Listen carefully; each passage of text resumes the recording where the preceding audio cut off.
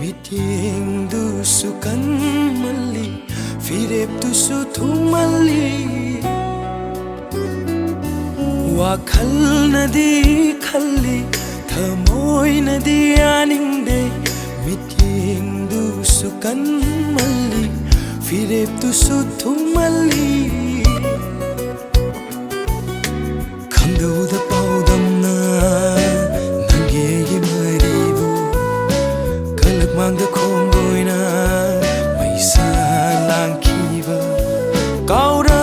roi thau do to punsi sina loi dringai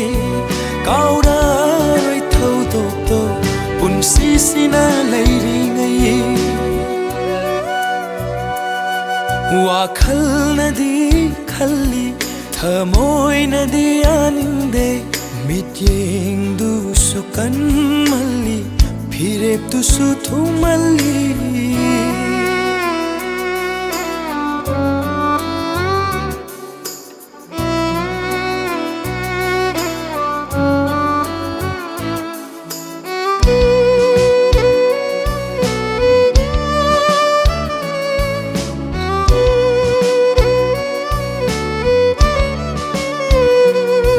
si mi ding tham lu bagi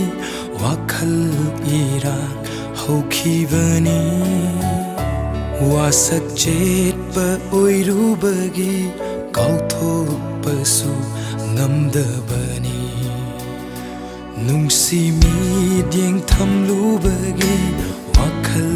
ira hau khibani wasak jet pa oiru bagi pasu ngamda bani wangang na tau mino ta thamoi pen pham oi ru ba nangi pam jaba mangla da ngaklo oi du na leblu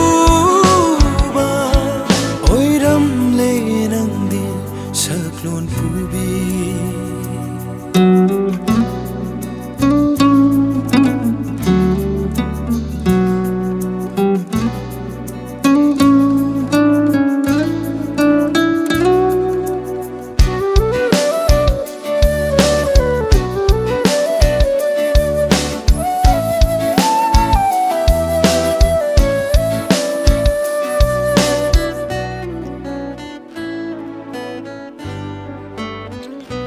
pukning khangda thajaru bai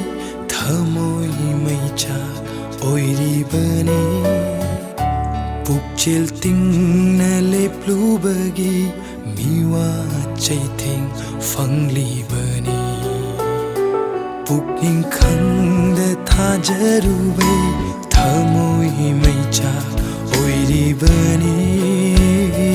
pukchel ting na leplu bagi miwa chaitheng fangli bani khut se haiba kanagi minam lang tha wa haina thamoi pandaba mata gum pukning lon thum na khi bari